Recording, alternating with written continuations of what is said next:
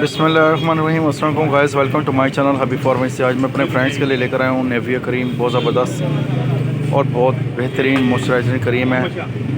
Face, hand और body के लिए बहुत बेहतरीन क्रीम है, यानी कि हाथों का जिल्द का फटना और उसके लिए बहुत आराम देने वाली और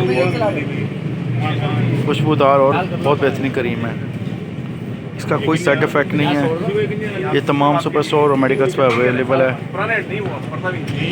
हमारा काम है मेडिसिन के बारे में, तमाम चीज़ों के बारे में इंफॉर्मेशन देना। आपका काम है जब भी किसी चीज़ का इस्तेमाल करें डॉक्टर से कंसल्ट करें, डॉक्टर रेकमेंड करें और तो मेडिसिन का इस्तेमाल करें।